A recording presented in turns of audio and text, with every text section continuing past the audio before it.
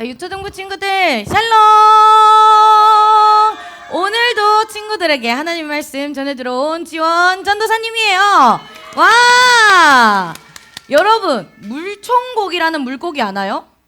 물총고기 들어본 적 있어요? 서운은 안 돼요. 이 물총고기는 이 이름으로 짐작할 수 있듯이 물총을 빡 쏴가지고 먹이를 사냥하는 물고기예요. 자, 이 숲을 근처에 숨어 있다가 곤충을 발견하면 바로 입으로 물총을 빡 쏴가지고 먹이를 사냥한다 했죠. 그러면 우리 한번 물총고기 영상 한번 봐야겠죠? 한번 보고 가도록 할게요. 자, 이 메뚜기는 자신이 물총고기의 표적이 된 것을 까맣게 모릅니다. 녀석은 입에 있는 특별한 홈에 혀를 대고 누르며 물을 빨아들인 후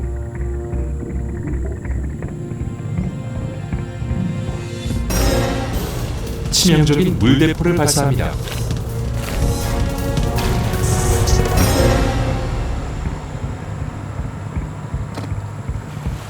자, 봤죠? 녀석은 그런데 이 물총고기가 이렇게 사냥에 성공하려면 친구들 굴절된 한 가지 문제를 극복해야 돼요. 그건 바로 굴절된 시야예요. 먹이를 잡으려면 방금 전처럼 먹이를 향해 정확히 물을 쏴야 하는데 처음에는 빛의 굴절 현상 때문에 물속에서는 물 밖에 이 먹이를 제대로 보지 못해요.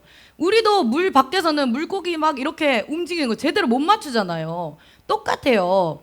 자, 그렇다면 이 물총고기는 어떻게 이 문제를 극복할까요?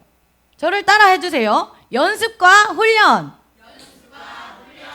특별한 게 나올 줄 알았죠. 연습과 훈련이에요. 근데 물총고기는 다른 숙련된 물총고기를 보면서 열심히 연습하고 훈련해서 사냥을 잘하게 된다고 해요. 하나님의 일꾼도 마찬가지예요. 하나님 나라의 일을 잘 하기 위해서 열심히 연습하고 훈련해야 돼요. 하나님은 충성된 일꾼을 찾으시기 때문이에요. 그렇다면 충성된 일꾼은 어떤 자세로 살아가는 사람일지 오늘 말씀을 통해서 알아보도록 할까요? 말씀 속으로 고고! 오늘은 바울이 아들과 같은 이 디모데에게 쓴 편지를 살펴보고자 해요. 바울은 디모데에게 꼭 전해주고 싶은 다양한 이야기를 편지를 통해서 전해주었는데 오늘 말씀에는 두 가지를 전해줘요. 첫 번째는 이 그리스도 예수 안에 있는 은혜 가운데서 강하라 라는 격려와 그리고 내게 들은 바를 충성된 사람들에게 부탁하라 라는 권유였어요. 바울과 디모데가 살던 때는 우리와 살던 때와 달라요. 그래서 믿음을 지키기가 굉장히 어려운 시대였어요. 예수님을 믿는 것 때문에 많은 핍박이 있었고 또 잘못된 가르침을 전하는 사람들도 많았기 때문에 실제로 그 결과로 많은 그리스도인들이 이 믿음을 포기했어요.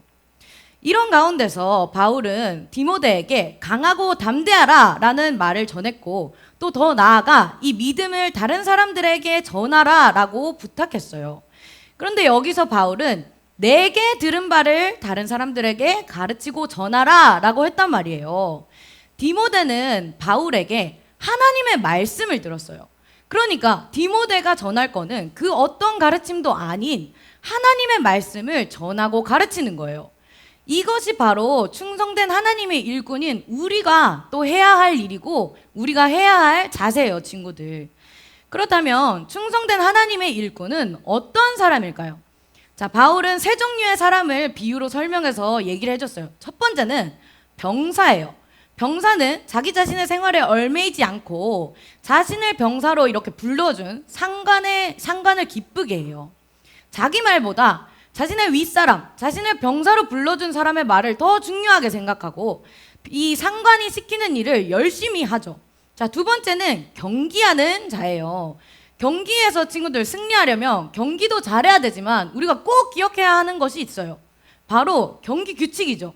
만약 친구들이 경기 규칙 지키지 않고 막 경기하면 어떻게 돼요? 바로 아웃! 김지호 아웃! 이렇게 실격 바로 당하잖아요. 농담이에요. 근데 그러니까 이 경기하는 자는 이 경기 규칙을 법대로 이렇게 잘 해야지만 승리관을 얻을 수 있어요. 바울이 지금 일꾼에 비유한 병사와 경기하는 자에게는 분명한 기준이 있어요, 친구들. 병사에게는 자신을 병사로 모집한 사람, 즉 상관의 말이 기준이 될 거고, 경기하는 자에게는 경기 규칙이 기준이 되겠죠. 그렇다면 하나님의 일꾼에게는 어떤 기준이 있을까요? 바로 하나님의 말씀이에요. 이 말씀을 중심에 딱 두고 삶의 기준으로 삼아요. 자, 지금 두 번째 경기하는 자까지 봤어요. 세 번째는 농부예요. 농부는 계절에 따라 씨를 뿌리며 곡식을 거두는 사람이죠. 농부가 일하는 목적은 딱 한 가지, 곡식을 얻기 위함이에요. 곡식을 얻기 위해 이 농부는 수고스러움으로 열심히 해요. 하나님의 일꾼에게 필요한 두 번째 자세는요, 이 농부가 곡식을 얻기 위해 최선을 다하는 것처럼 우리 자신에게 맡겨진 일에 최선을 다하는 충성된 자세예요. 디모데는 이 말씀을 듣고 하나님의 일꾼이라면 이렇게 살아야 하는구나, 이거를 깨달았을 거예요.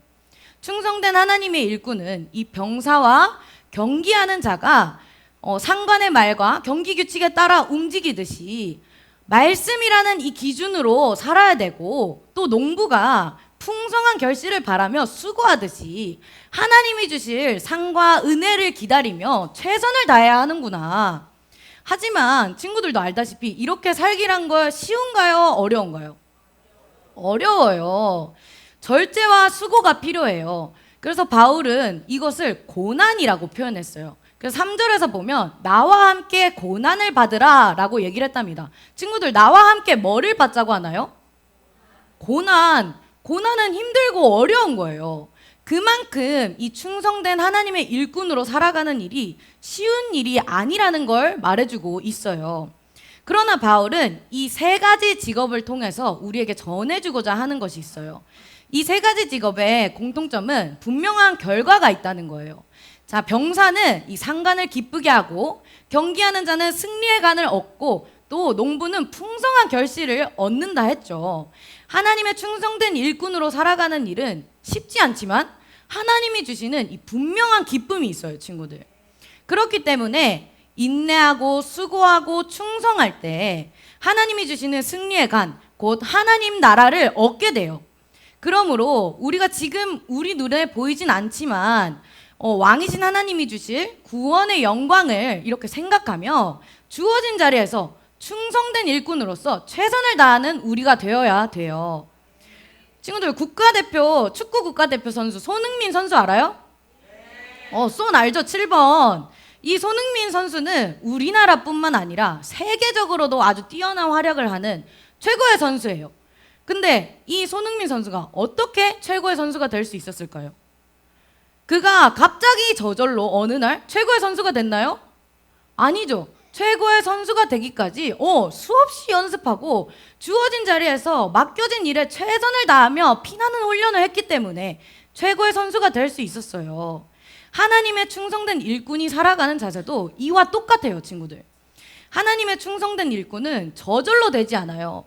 우리가 매일매일 날마다 하나님의 말씀을 이 기준으로 삼고 중심에 두고 하나님의 말씀대로 살기 위해 열심히 힘쓰며 살아갈 때 충성된 일꾼이 될 수 있어요.